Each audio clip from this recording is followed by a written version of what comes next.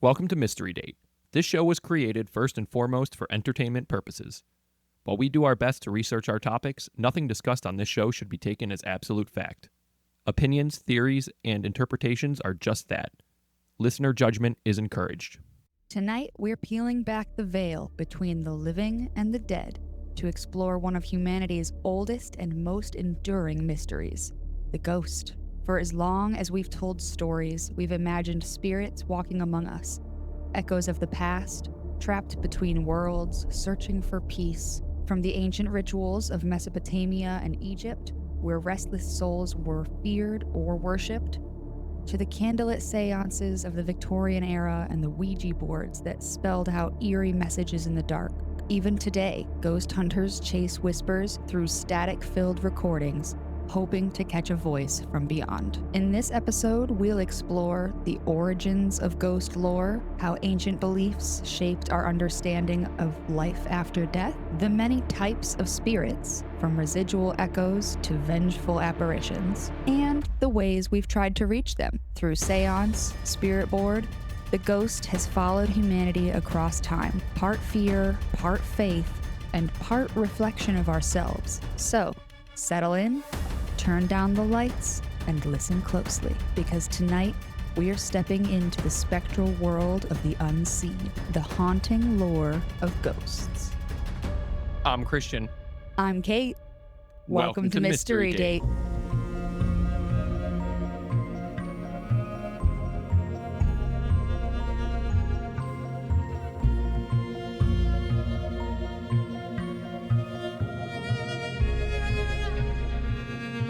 It's date night, meaning we get to talk about all things mysterious and weird. This season is called A Haunting, and it explores all paranormal things in our world.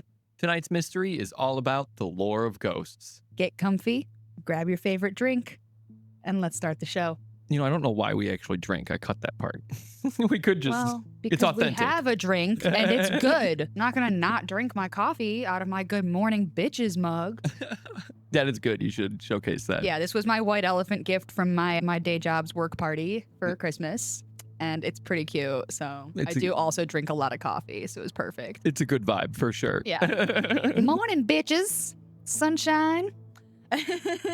So I think we'll actually share it at the end, because I think that'll be more fun once we have a more foundation on what ghosts are. But I'll ask the question up front so you can kind of think about it. Okay. I want you to think about any kind of personal ghost stories you might have or anything like that. Okay, I've got two. And while while you have those, I want you to also think about the stuff we're going to talk about in this podcast episode to see if you can maybe pinpoint what those types of ghosts were. Okay. Because I think that'll be a cool little exercise to see. Yeah. First off, I want to just say, welcome to season 2. Yeah. I feel like we should address that right up front. Thank everybody for joining us for yet another season of Mystery Date. And again, this time we're diving into all things paranormal and haunted houses or anything of the sort. So if you love that kind of stuff, be sure to stick around for this entire season. Every episode is going to be for you. Oh, yeah. And even if you aren't like the biggest ghost fan, I'm sure we got plenty in store that's going to shock you or interest you anyway. And you never know what's coming in season 3. Oh, so exactly. You want to stick around anyway, I promise. We're going to have fun. Yes. Oh, we always have fun. And also, if you want to support the show, make sure that you give us a like, a follow, a subscribe, however you can do that on whatever platform you're listening to. That supports us in a huge way. And it lets the algorithm know that people are liking what we're putting out and shares it with other people. So that's a great way to show your support. Thank you. So let's start simple. What's the definition of a ghost? I'll do the classic best man toast thing here. From the dictionary. Yes, Merriam-Webster says. Merriam-Webster says that love. Who is Merriam-Webster? Probably some rich dude from the 1800s that said, I'm going to write this book or put together this book. Because we all know he probably didn't write the book. And if he did, I'm sorry. If there's a scholar out there. I'm sure it's like a written by 8 people et al. Kind of thing. I mean, now it's for sure a community effort. But like, yeah, I wonder. They've got AI bots making dictionaries for us these days. Please go listen to a podcast about why Merriam-Webster or who Merriam-Webster is and how that got started, and let us know. Leave a comment. Yeah, these are the kind of things I think about. Kate would have had us make a way different show. That's not a bad idea for a show. Random facts on my mind. Yeah, random ass thoughts and mysteries that can probably be answered with a quick Google search. Yeah. Let's find out together. But no, you can't Google it. That's the whole thing. You just have to ponder. All right, what are ghosts, Merriam-Webster? All right. So the dictionary says that a ghost is an apparition of a dead person which is believed to appear or become manifest to the living, typically as a nebulous image. A nebulous image. Yeah, so, just kind of vague. I mean, I know you know what the word means, but just there, sort of not, sort of descript. You can't really pinpoint what you're looking at. Yeah, it's never like fully just, there is another human in the room with me. I wonder if I can stick my arm through them. Yeah, It's always something quite off about it, or not quite in focus, not quite whole. All of us know that this textbook definition only scratches the surface of what ghosts truly are. And since this season, we are going to be headed straight into many haunted houses and locations, figuratively, of course. Well, teaser. I don't want to give too much, but maybe we might get out there in the actual field. Maybe we'll be seeing some real hauntings or haunted locations. Yes. Just maybe. A big teaser there. Yeah. I figured we should sit down and talk about the origins of ghosts and the paranormal within our society and break down a few different types of ghosts and hauntings that one can encounter. So think of this as sort of a primer for the season to come, but still has plenty of great and useful information. The idea of ghosts or spirits of the dead that linger among the living is one of the oldest and universally held beliefs in human history. Every single culture that has ever lived on this earth, from ancient civilizations to modern America, has some version of a ghost story. Simply put, the origins of ghosts stem from early human attempts to explain death, the afterlife, and the unexplainable. Ghosts, like we said, have ancient roots that date all the way back to the BC era. The idea of ghosts back then likely began with ancestor worship or the idea that the dead could still influence the living.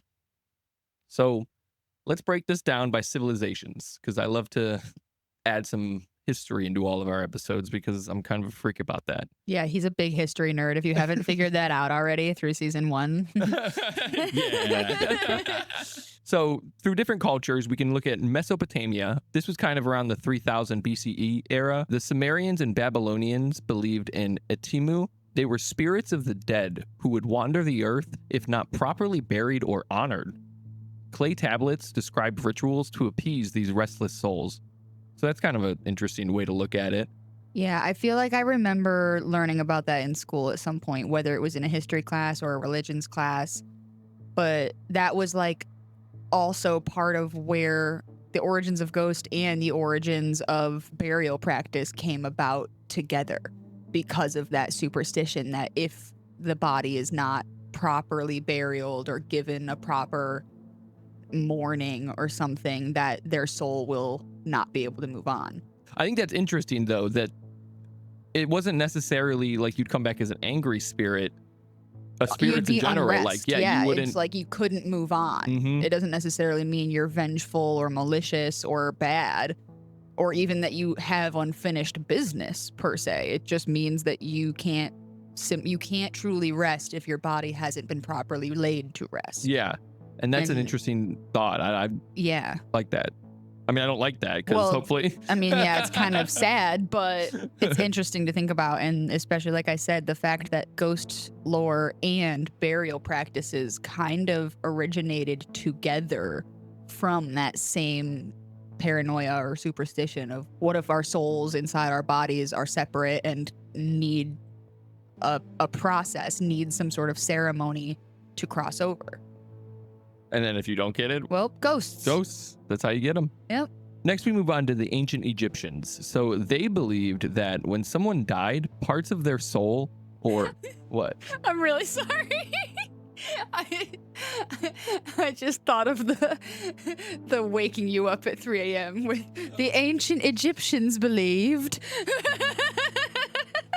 I do love that reel or meme, whatever you want to call The best it. thing you could do is die. Yeah, the best thing you could do in life is die. The husband's laying in bed like, what the fuck? Why aren't you asleep? See, we're both that couple. So if you've seen that reel, if you just watch, we're both those people. Oh my gosh. So the ancient Egyptians believed that when someone died, parts of their soul, or the ka, and ba, which were split up between the ka meaning vital essence and ba meaning personality. Oh my gosh, I remember all of this. This is so cool. I was an Egyptology neurodivergent kid. Oh, I get that. Oh, I wasn't one of those kids, but I seen those kids because I was a Titanic kid. At the library, you have... I was a bit of a Titanic kid too, and a Pirates kid. I was a huge Pirates kid. Yeah. Shout out with what kind of kid you are in the comments. Heck yeah, ancient Egypt. So the ka and the ba would separate from the body, and if the dead weren't properly mummified or remembered, the ka could return as a ghost. So very similar to Mesopotamia, honestly, except I like the split between the two parts. That's very interesting. I wonder what happens to the ba. I don't remember that much. Someone look that up and let us know. I bet I still have that Egyptology book somewhere. I guess that would make sense, though, because the ka is the vital essence, and the ghosts just don't have personality then at that point. That's true. That's crazy. It's more like a crazy. life force just looking for attachment or a host or anything. Like, I just blew my own mind, like, putting that together. I wrote this.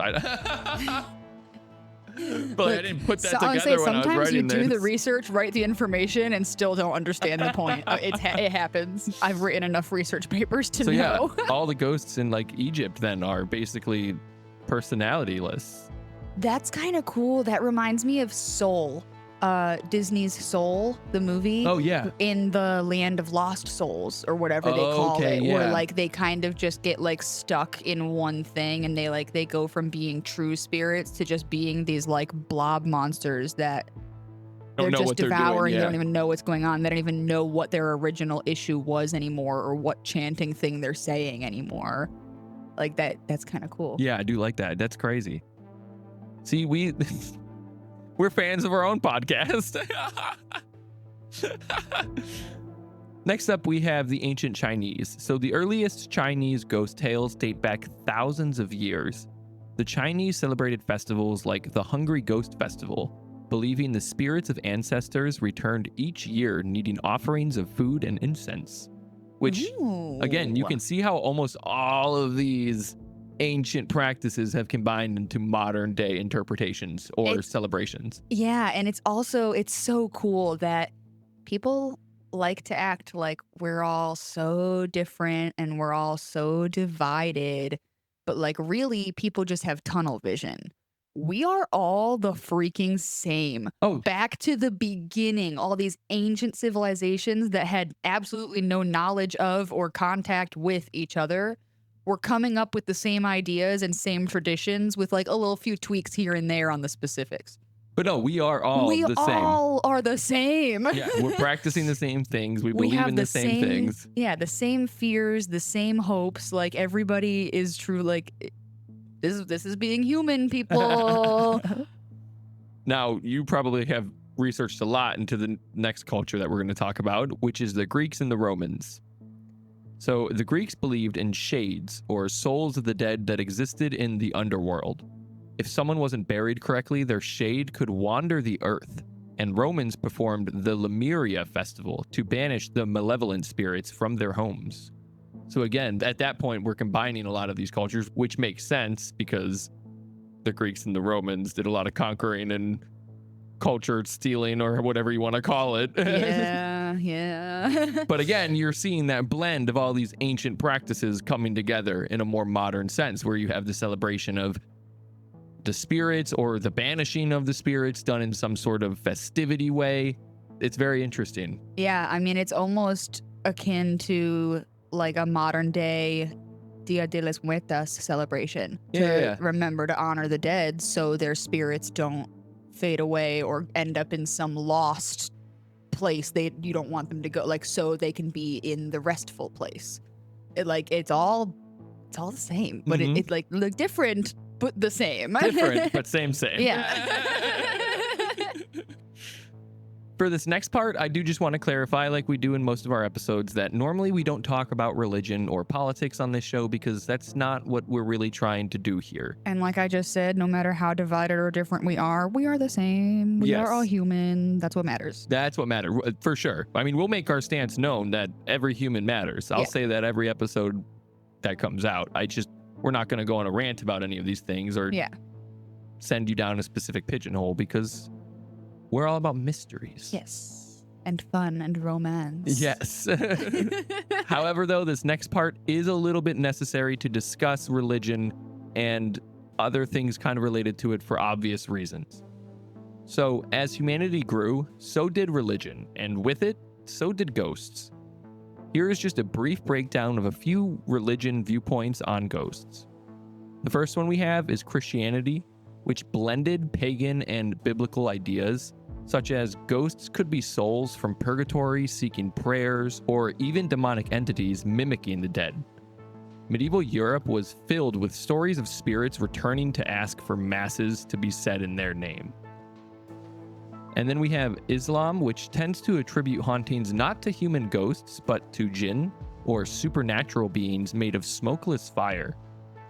Which, if you've ever heard of a genie, there's kind of a cross-pollination, I don't know what you'd want to say there, with the two terms, especially later on in history. And with Hinduism, they speak of preta, which are restless souls who didn't receive proper rites, similar to the Mesopotamian itimu idea. Now, like I said, this is just a brief overview of ghosts in a religious context. Almost every religion and culture on this planet has their own individual beliefs when it comes to the afterlife. So now we're going to move on to medieval and early era ghosts, because during the Middle Ages, ghost stories flourished. Churches specifically would use them to reinforce moral lessons, and basically, if you lived sinfully, your spirit might not rest in peace. By the 16th and 18th centuries, the ghost had solidified its place in folklore and literature, sometimes tragic, sometimes terrifying. Shakespeare's Hamlet shows this evolution perfectly. The ghost of Hamlet's father isn't just scary, it's morally and psychologically complex. By the 19th century, the world became obsessed with a good ghost story, and this is part and thanks to the spiritualist movement, which started in about the 1840s, which claimed the dead could communicate through mediums and seances. A lot of the classic archetypes that you'll hear of sprung up from this era. The classic in a tent, gemstones, crystal ball, everyone Yes. join in a circle, join hands. Yes. We will recite the incantation together with one flame lit. Yeah, the spiritualist movement was a lot of that stuff, Yeah. whether for good or for bad. And then, you also had Charles Dickens publishing Christmas Carol, not that, like around that time. Same time, yeah. No. Which again took ghosts and made it into this scary tragedy. Yeah, and then they turned it into a little moral political lesson themselves. Yes, Like people were already using ghost stories for other agendas at that point. 100%. Like it was more than established as a human belief in lore, I think. Which, good segue, because literature and art also embraced the supernatural. Writers like Charles Dickens, Henry James, and later M.R. James created refined and eerie ghost tales that shaped our modern view of hauntings. And rapid advances in science and photography, ironically, these made people wonder if the unseen could now be captured or proven. So it kind of set on a race for paranormal investigation to develop rapidly. You've heard of the space race, but have you heard of the catch the ghost on camera race? I mean, kind of. Once all this technology was coming out and you had all these stories and tales, people were like, okay, well, now we have a chance to prove it and document it.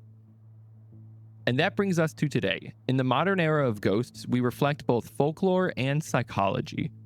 In Western culture, ghosts are often tied to trauma, tragedy, or unfinished business. Souls are stuck between worlds. And then we also have parapsychology, which began studying hauntings scientifically. introducing terms like residual energy or stone tape theory.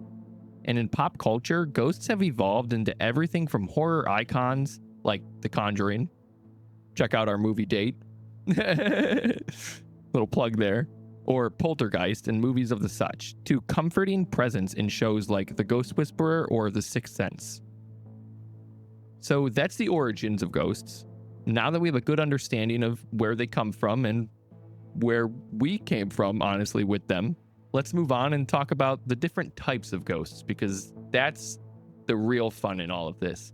Now that we have developed all of these parapsychology and paranormal investigators are rampant, we've kind of taken these different types of entities and broken them down into definable terms, which is interesting. We've got categories now. Yes, that's how you know it's serious. Yeah, we have categories. It's not just ghosts exist. It's, well, what type of ghost are you talking about? Yes, because you can deal with all ones differently, like we kind of talked about and hinting forward with the Jinn or the Itimu or these different types of beings. Yeah, it's like some ghosts, you might be able to just like ignore them, leave them be. They'll go away.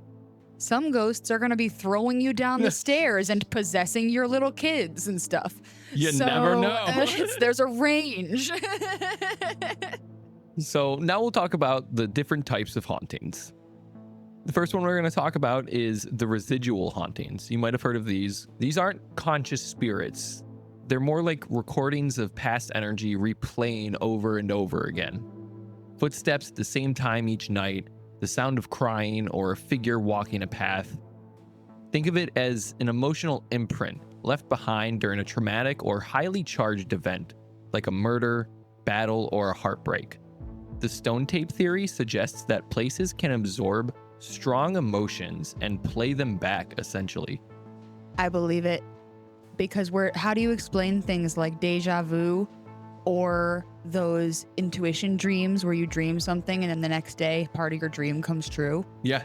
Like, I think that residual energy is absolutely a thing.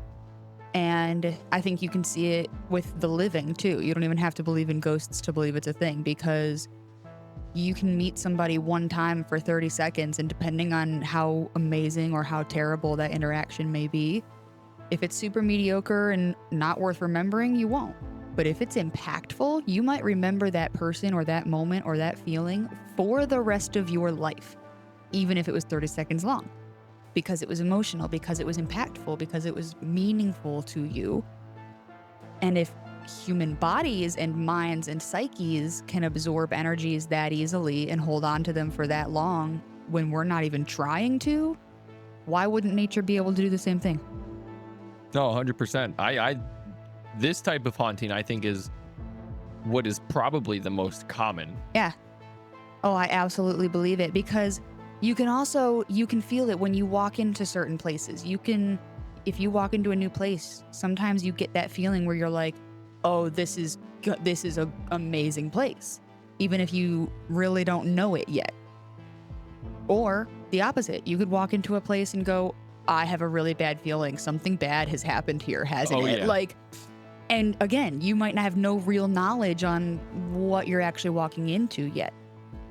I've gotten that while traveling, like with going to different countries and exploring new cathedrals or whatever. It's like sometimes you walk into a new town or a building or a country or a landscape, and you're so struck with this inspiration or awe, and you're like, I don't even understand why. Like, for all I know, this is a very crime-heavy, poverty-ridden area. Like, it might not actually be a quote-unquote grand or good place, but you get good feelings from it. Oh, yeah. What do you explain that from? It's got to be from the other energies that have been here before. Good things have happened. Good people have walked here. Like, even if it's not that way at the moment, and vice versa. You can tell if something's like a burial ground or a war memorial, even if they don't put a big statue there. Oh, yeah, you know what I mean? And you just get that sense. You can walk in and have that slightly eerie feeling and just know this is either a sacred or a bad place. Like, something happened here. And everybody's had that feeling at least once. So, like, you can't tell me that that's not an energy thing. Yeah.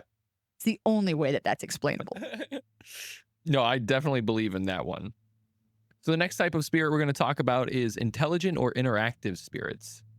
These are the ghosts that most people might imagine conscious entities aware of their surroundings and capable of small interactions. Jasper. Yeah, stuff like that. The classic ghost.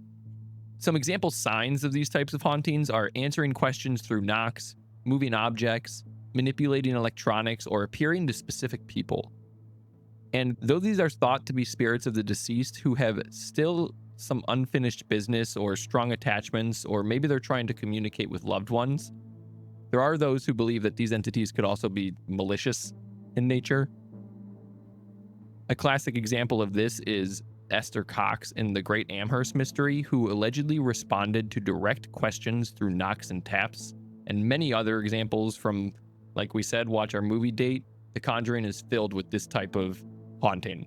I mean, every movie is essentially this and demons. Yeah, and they have it a little bit of both ways, where they show some ghosts who they have some unfinished business or they're trying to connect back with loved ones, and then they also show those ghosts or some other ghosts that are like, oh, that's an act. It's actually this malevolent evil spirit pretending to be just this innocent little ghost trying to get back to their family. Exactly. So I do like they kind of explore both sides of that spectrum with that same type of haunting. The next type of ghost, which you might kind of this is where we get a little bit some gray area, some bleed through. Yeah, some bleed through between the different types of categories. These are poltergeists or noisy ghosts.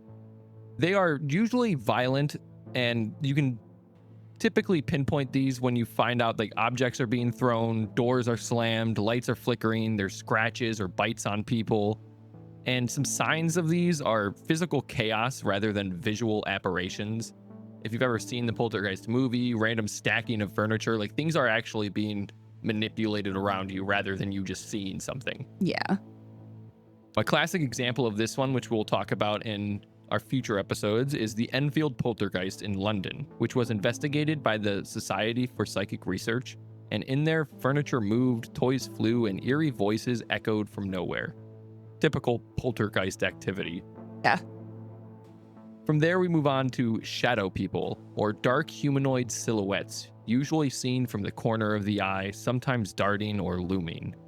Example signs of this is a fleeting shape in your peripheral vision, often inducing intense dread. Theories range from interdimensional beings to sleep paralysis, hallucinations.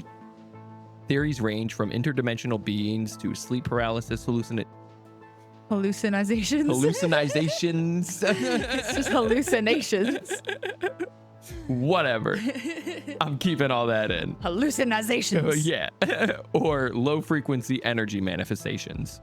Classic examples of this one are the Hat Man, which is a widely reported shadow figure with a brimmed hat seen during sleep paralysis episodes.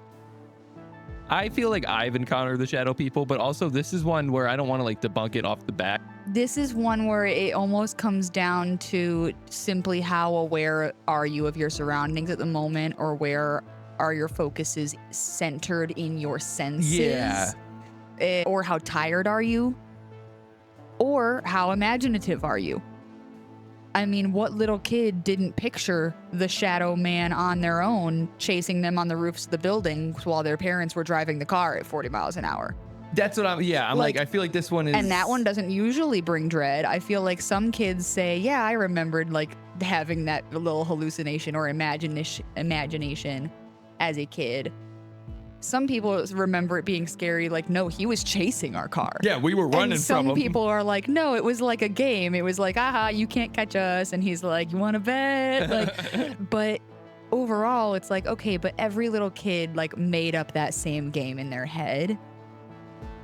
I don't necessarily think that means it's because we all saw shadow monsters actually doing that stuff. It's like kids are imaginative, and that we humans are silly sometimes, and especially if we're sleepy, especially if we've been watching certain movies or TV or reading certain books, like everything we take in on a daily basis then gets reflected back in our brain of how we perceive the world the next day.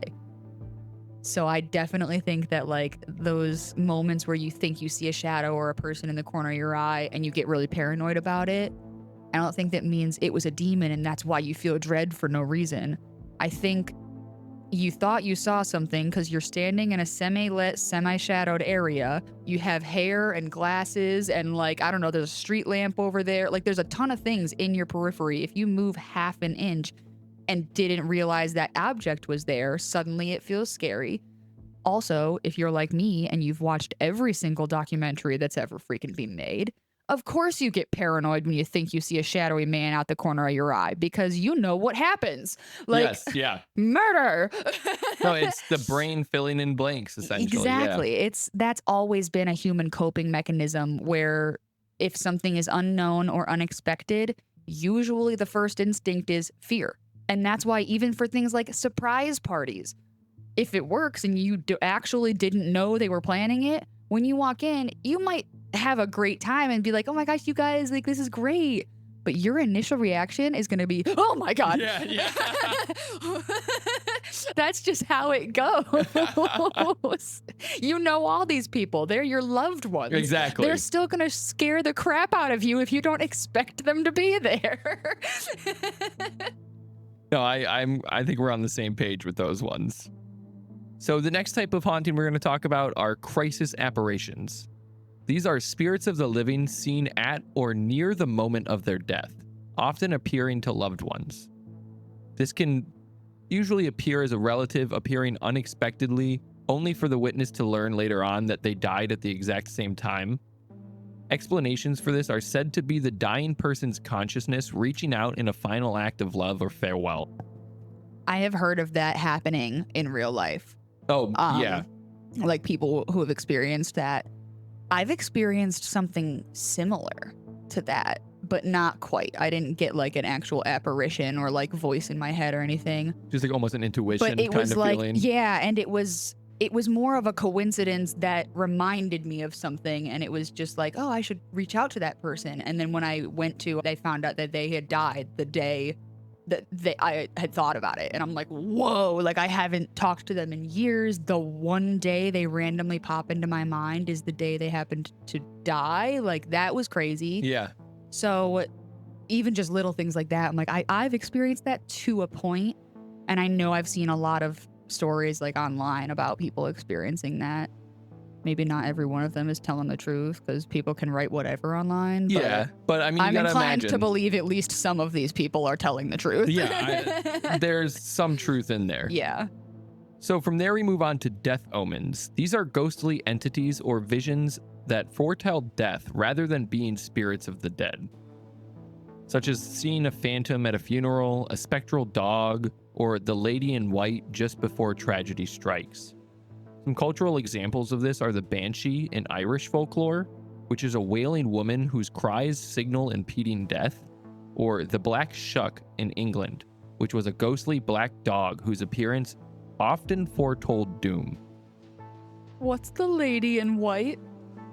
I think it's a ghost you see before tragedy strikes, like the banshee. I might have a third ghost story. Hopefully it's not active.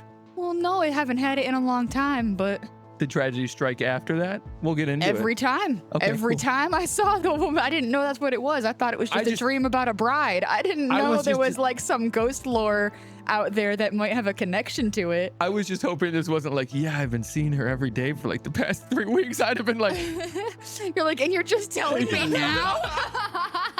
No.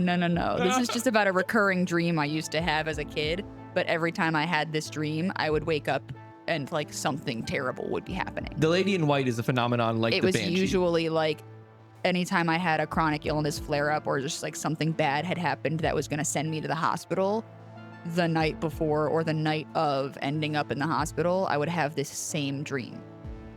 And it was about a wedding, and it like made no sense. It was very disconnected. There was like a ring falling in slow motion, and it was constantly cutting between the ring and like me hiding under a table and a woman in white who I assumed was a bride just like standing there and looking like disapprovingly or disappointed or just stoic. And I don't know, it was just always felt really scary, and it felt like I can't let those rings hit the floor or the woman in white is going to come for me, and then I would never be able to stop the rings, and then I would wake up and I'd be in the hospital and the doctors would be like, it's okay, we'll make sure you don't die today, we hope. And I'd be like, what? Like, I'm sure. I'd be so confused. And it's like, I would just have a really high fever. So I was like mildly hallucinating in my sleep. But it was the same exact recurring dream every time something like that would happen. I'm sure that is probably tied into Lady in White sightings. Technically, there are probably countless stories that go into that. But the Lady in White, to my knowledge, correct me if I'm wrong in the comments, is more or less a phenomenon, though, of the angel of death. I don't know if you've ever heard of that. Okay, or on your death day, or on a day that somebody close to you is going to die, an angel visits you and basically tells you this is the day. Yeah, and it's more of like a actual visual apparition of like a ghostly or angel-like woman in white. Yeah. Yeah, but I'm not saying that it's not. But when you started talking about that stuff, I was like, holy crap, this sounds almost like those impending doom warning dreams I used to have. I'm like, she wore white. I never thought about it being something like ghosts, Did she ever scream? I don't know. I don't remember. Because if she did, that would be a banshee. I don't think she ever screamed. I don't think she ever made a word. I think sometimes I tried to scream, but no sound would come out. Okay. Well, moving on from there. Yes, beyond my crazy life. We'll talk about the next type of haunting, which are vengeful spirits. My favorite. Well, they are angry, hostile ghosts that harm or torment the living, often those connected to the suffering in the ghost's life. Example signs of this are violent hauntings, possession attempts, or reoccurring nightmares centered on guilt or justice. So again, the Conjurings. Yes, yeah. They kind of take a little bit from each category. They're like, we're going to make one mega super ghost of all the kinds. Yes, which, getting into that, some cultural parallels to this are the Yurei, which we talked about from Japan, which are female spirits bound by emotion or betrayal. And then there's La Llorona, which is the weeping woman, doomed to wander for eternity searching for her drowned children. Again, they all have something that they're going after, and while they might be vengeful, like you have the Yurei are what inspired The Grudge and The Ring and those types of hauntings. So you can see a woman scorned. Yeah.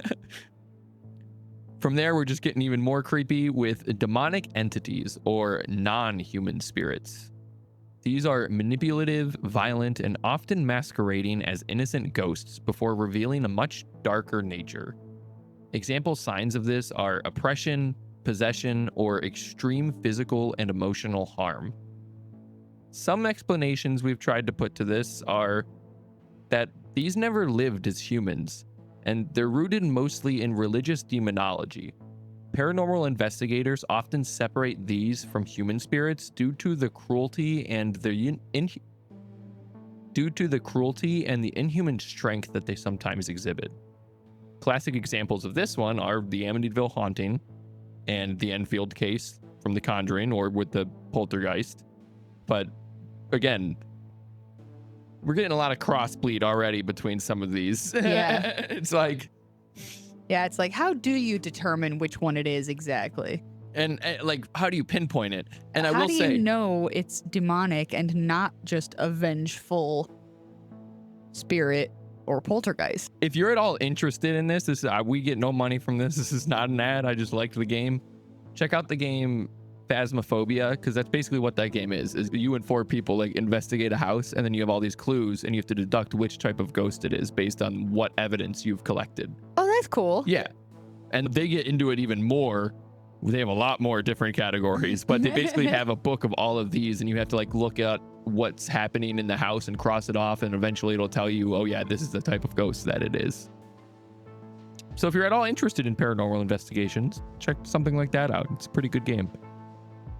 Moving on from there, we're going to talk about apparitions of light or orbs.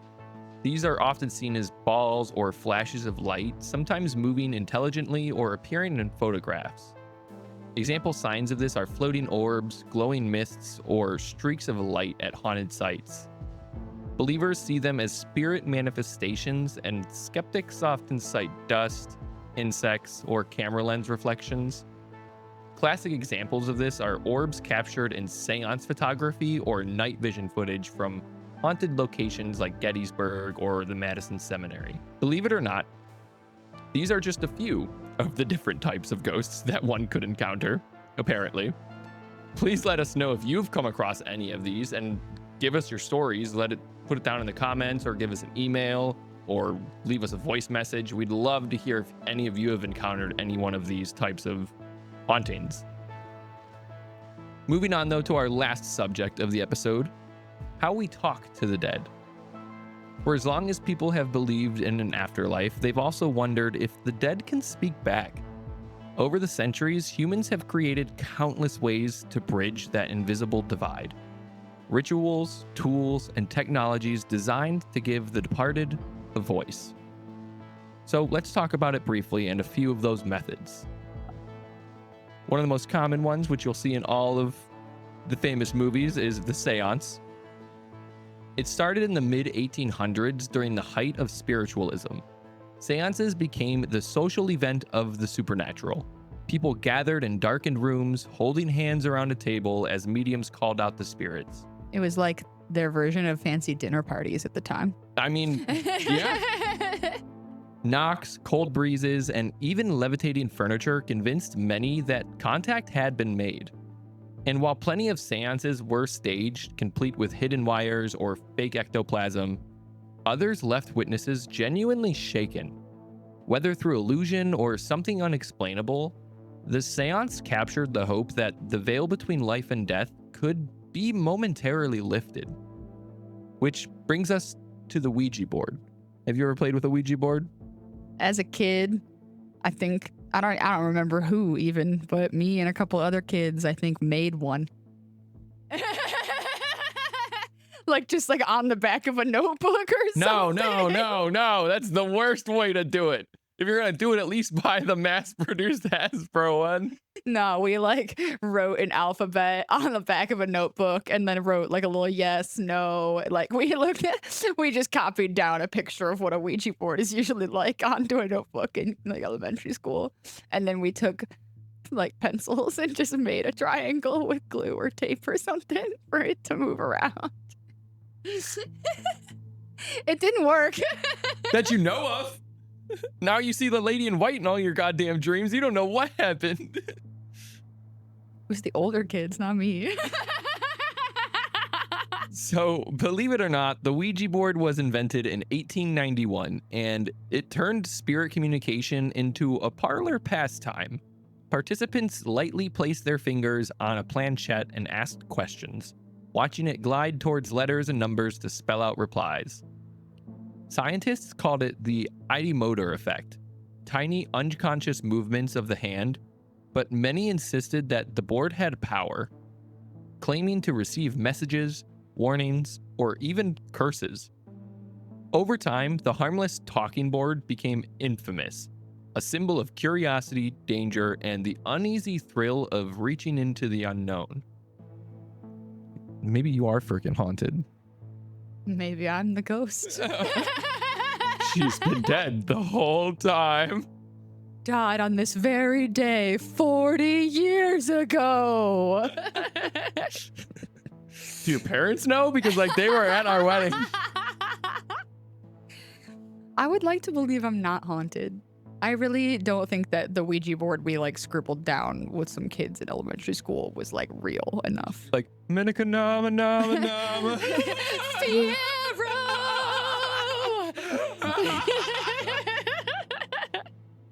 No, it was probably even worse. We were probably watching The Adventures of Billy and Mandy, and we were probably reciting some stupid chant that the Grim Reaper had done in that show.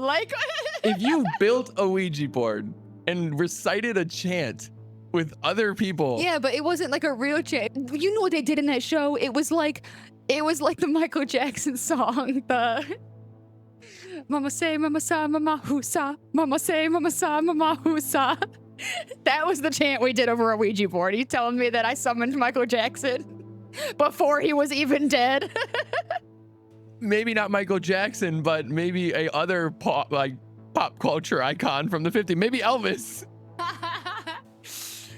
Oh my gosh. So next up, we're going to talk about EVP and spirit boxes. With the rise of recording technology came a new form of contact, electronic voice phenomena, or EVP. Investigators began capturing unexplained whispers and voices on static-filled tapes, sometimes answering questions that had been asked moments before.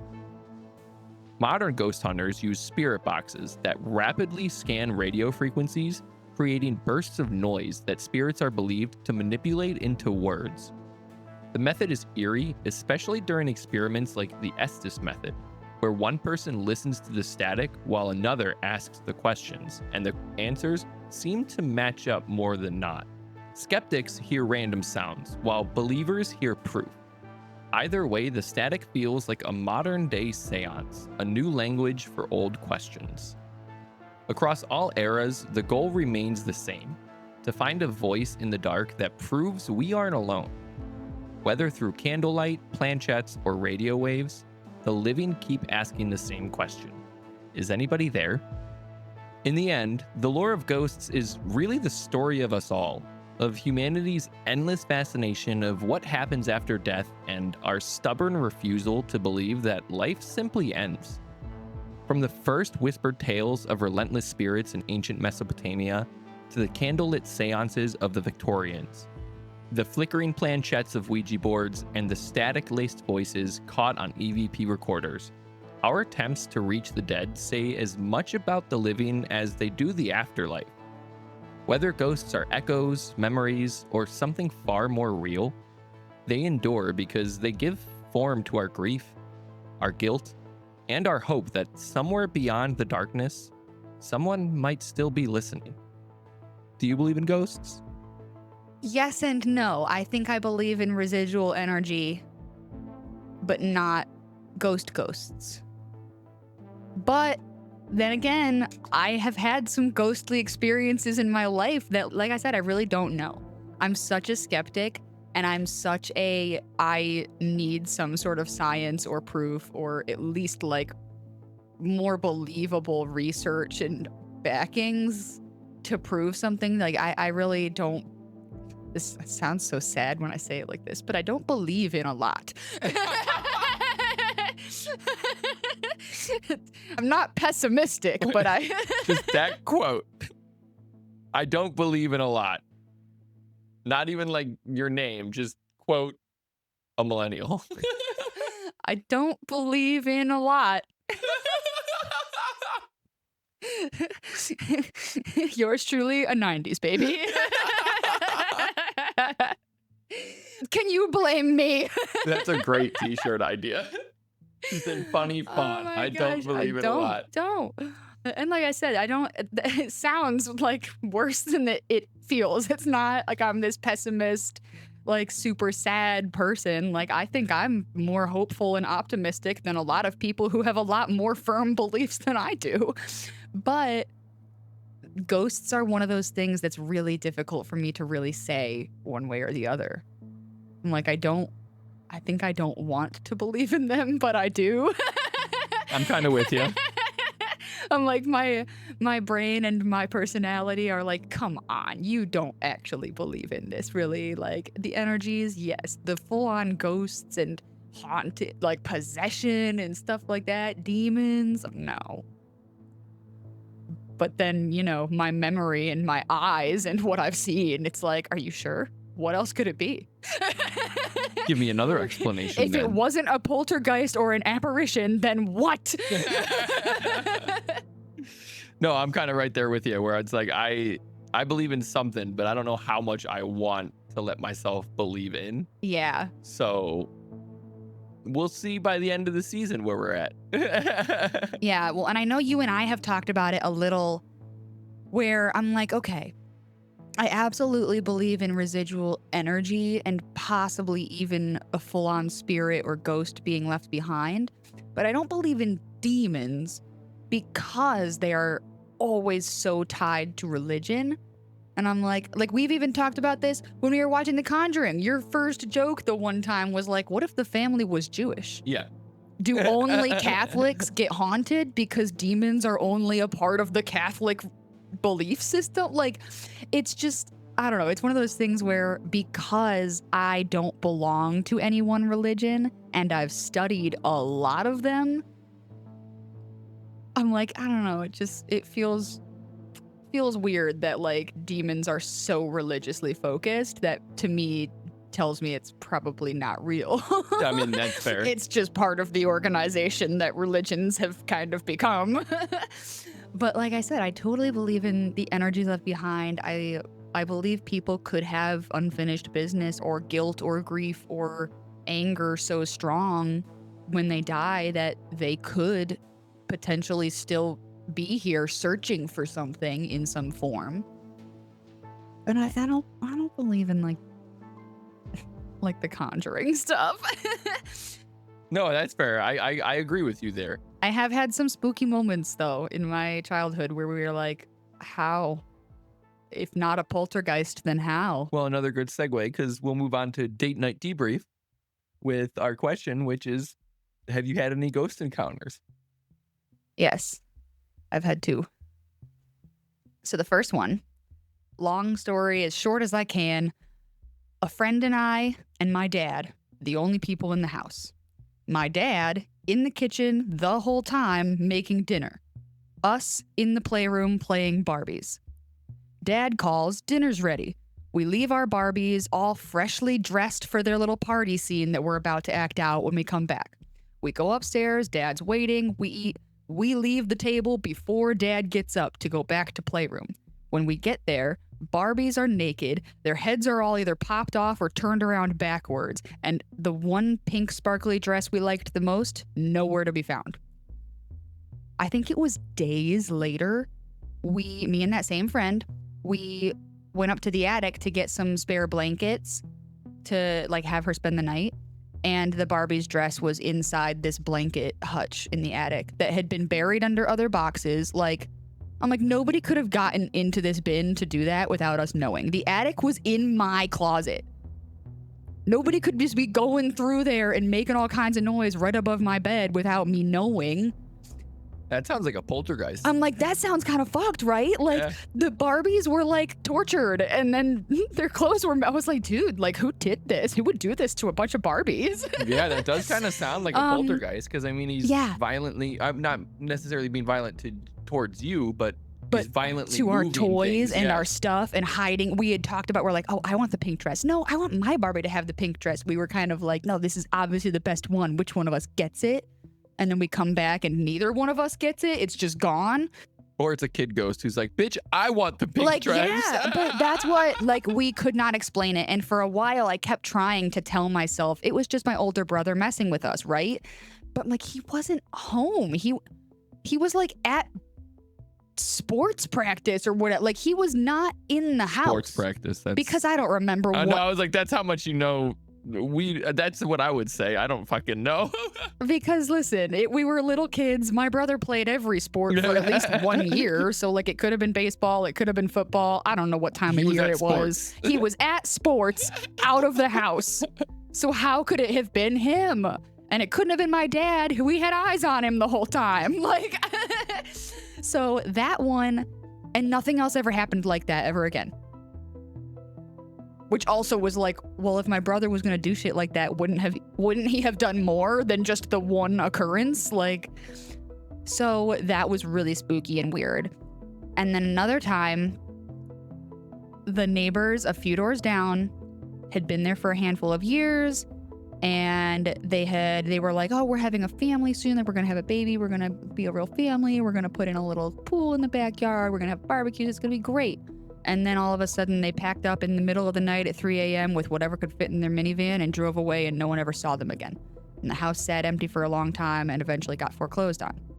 But in the meantime, while it was empty, a couple of us neighborhood kids were like, let's go breaking and entering and go and explore this abandoned house. Yeah, kids thing. Yeah, the classic. So we went over to this house that was empty, and technically we didn't break, we just entered because the door was unlocked. So we just walked through the front door. The whole house was covered in like that painter's tape or like that furniture wrap stuff, like that plastic wrap. Yeah. Like there was that plastic wrap and sheets just like hanging on every wall, on the floors. There was pretty much nothing left in the house. Like there was like a chair there, a stool or an end table here, a broken lamp on the floor, like stuff you'd expect to be left behind by people who moved out. But then we go upstairs and every room is open except one. So of course we're all like, what's behind the closed door? We all go over there and open it. And it's a perfectly set up nursery. No plastic. All the furniture still in place. Little teddy bear perfectly on the pillow in the crib.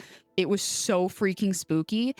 And then, so me and my friend, of course, run out of there. We're like, oh my God, these people killed their baby and that's why they left in the middle of the night. And that's why there's plastic wrap on everything because they had to cover the blood. Like, our minds were going crazy. We go try to tell an adult about what we saw so that they can send the cops in there to maybe go catch these people. Like, we thought we were going to be Nancy Drew and save the day and find out what happened to the baby. And instead, adults don't believe us. Long story short, we get an adult to go in the house with us and check it out. The baby's room, when we got up there with the adult, it was empty and covered in plastic too. And we're like, no, I know what I saw. And you saw it too. It wasn't just me. Like, there was like 2 or 3 of us there. We all saw it. And then when we came back, it was as if it had never been there and it had been as abandoned as the rest of the house. And it was so spooky. I'm like, I still believe to this day that something happened to that baby. I was like, I don't know if that was a haunting or a murder. Yeah. But if the baby's spirit is left behind, then that's how we saw the nursery, right? Like, how else would we have seen that setup as like a hallucination or an apparition or something? That's true. That's interesting. Oh, also, I forgot one little detail. That's a powerful baby spirit. I know. He was so angry at his mother. He said, you were supposed to protect me. That's crazy. But one more detail. Before they left, they had this really nice little garden in the back by their porch. And the morning after they left, suddenly the garden was gone, and instead it was just a bunch of fresh dirt, gravel, and a big wooden board, and then some more dirt on top. And it was like, did they bury the baby there? Like, we had so many conspiracies about what happened in this house because it truly felt like a haunted house. It wasn't just, this is fun, it's spooky, and it's abandoned property. Like, we all got bad feelings when we were in there. We're like, this feels spooky. This doesn't just feel like, oh, we're gonna get in trouble for being here vibes. This feels like we shouldn't be here vibes. And then we saw that nursery. It was there. It was all set up. And then the next day we go in with another neighbor who's an adult and suddenly it's gone. We're like, what? And those are the 2 ghostly incidences of my life that I have to this day never really been able to explain. Okay. I only have really one that pushes me to say I believe more than I don't in something. And then I have one that could probably be easily explained, but was spooky because of the situation. The first one, speaking of which, it was funny because I was looking up there last night. It was our last time in the building. It happened in our high school auditorium. And I would think I was with like 2 of my friends, and we weren't doing anything related to drama at that point. We were just in there like on lunch or something, like hanging out. And we were when you go to a small school, there's not a lot of rules of like where you can and can't be at what times. It's just like, you can hang out wherever as long as you're like on campus somewhere and you go to class. Yeah. So we were sitting in the corner of the auditorium, and I remember looking up to the balcony, and all of us, like, the lights were dim in there, so it was not very like super illuminated or anything, but all of us saw like a shadow figure. I say shadow figure because there was no defined like features to it. It was just, it looked like a shadow of a person kind of like standing off like right where the balcony was. And we were all like, is there like a sheet? Is there, because it's the auditorium. So like, is there like a wood cutout up there? Is there like a sheet? What is that? So we literally walked up to the balcony, went up there to see what was causing that shadow. There's nothing over there. It was just that whole area was completely empty. So we were like, okay. Maybe it was just like, there's those weird curtains up there. So I was like, maybe it's the felt curtains catching the sun weird and making like a beam. Yeah. And we were just over imaginative. We get down there. Bell rings. We're getting ready to leave. We all still see that shadow, like right again. Just like it looks like a full silhouette of a person just holding the railing, like just staring down. Dude, that's creepy. And like the bell rang, so we were like, okay, well let's go. Yeah, like, let's go to school. And deal with the ghosts later, I guess. Yeah. And then the second one is we were going camping at one of those like Metro Parks private campsites. Yeah. This is why I say it's probably easily explained, because a lot of those are set up where trails are. So people are most likely walking around you. There are hikers. It is still Yes. a public park, even though it's a private campsite in the park. Yeah, it is still a public park, so there might be people walking certain trails. But this was late at night. This was probably like 1 a.m. and we were all sleeping in our individual tents. I think I was like camping with one buddy, and then there's 2 other tents with 2 other people in them. And around like 1 a.m., I remember like you just kept hearing that sound of like on the canvas, like that. Like something scraping Not the even tent. like scraping, like something was landing on it. Like almost you hear like an acorn or a branch land and then kind of Yeah. slide. Like it felt like something was like getting thrown at it. And it was going on for like 10 minutes. And so finally I remember waking up my buddy and being like, dude, you hear that, right? And you just still hear like, and then it would vary between the 3 tents. So it was never just like a consistent, like at one tent. And at some point I decided, okay, well, I'm going to like just pop out and like outside because it could be a squirrel. This was like springtime or Yeah. whatever. Like acorns were falling. That's why I said acorn. Like that's what was all around the area. Yeah.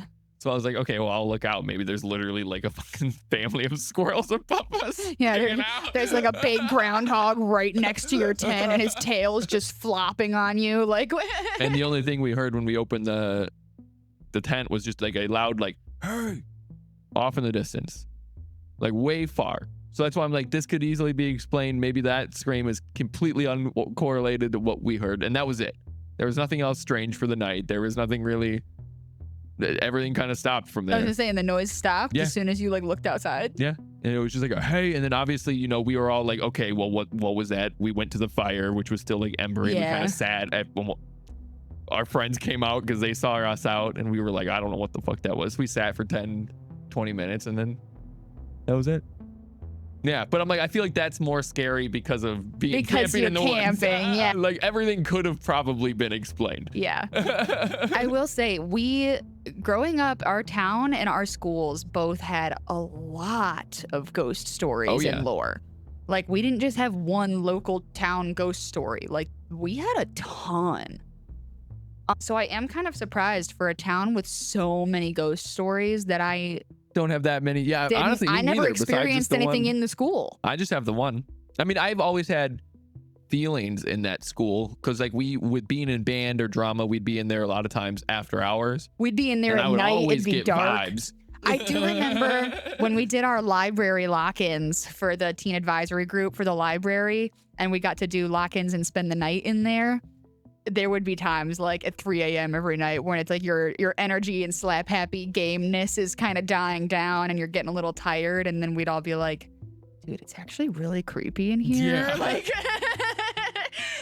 Yeah. never noticed how many weird shadows come from the window. Like, just it did have a different vibe being in the school or the library in the dark Yeah. at night when it's not full of students and teachers. It's just you and the band, or you and the cast of the play. Like, but yeah, I heard a lot of ghost stories about the schools, but Oh, I yeah. never really experienced ghostly things in the schools. I just had the one. Just on my street. I mean, hey, Fairport's an old town. So. I did live on the street of the cemetery. Yeah, the old cemetery. Yeah, the tiny old cemetery, the Finnish one. Yep. It was right at the end of my street. Yeah. And the other end of the street was St. Anthony's Church. Or St. Mary's, what it's called. I don't know. They don't care. That's They true. don't know. I don't know. I care, but they don't know where this is. I should know. I went to like preschool and kindergarten there. Like, that was technically my first school, and I don't remember what it was called. But yeah, at one end we had a cemetery, and at the other end we had a church. It's just. So it does feel like prime area For for spooky, ghostly yeah. activity. I think that's it for today. So thank you guys joining us for this episode, and be sure to come back every week. That's right. Season 2 is coming at you every single Friday for the whole season. If we fall behind, we're sorry. Yeah, but we won't. This is our accountability check right this is now. our commitment. But yes, you can expect a new mystery date every single Friday leading through the entire season for the foreseeable future. That's very exciting for us. We hope it gives everybody some more content to enjoy, lets the brand kind of have more opportunities to maybe appease the algorithm gods and let the videos find their ignite. Put us on the Discover pages. Yes, yeah. But it's something we really enjoy doing. And I figured with the ghost stories, I love talking about it. I love researching it. So I think we can get it done in time easily. We hope you enjoyed tonight's episode, season 2, episode 1. And remember to give us a like, a share, a follow at Mystery Date Podcast on social media, mysterydatepodcast.com, our website where you can check out blog posts, every new episode, and mysteryandco.com, which is our shop. So you can support us a little bit more monetarial fashion there. We appreciate all of the support in all of the different ways you guys can give, and just you being here as a listener and a viewer. We would love to hear your own stories as well, little comments on our videos or your own experiences with ghosts. Give us an email, a DM, give us a voice message out on our website. You might even hear it played back on the show. And we hope to hear from you. Also, be sure to share this podcast with your friends or even your enemies. Every little share that is done, we can't say it enough. It helps so much. That is the best way you can support us. If you don't want to buy a t-shirt, or we know times are tough right now, if you don't have the money for that, please don't spend the money on that. But a like, a share, a comment, all of that engagement directly helps us. And that is the best way you can show support. So thank you guys so much. That's all. So be safe and have a great rest of your day or night. And remember, every good mystery deserves a date. Bye.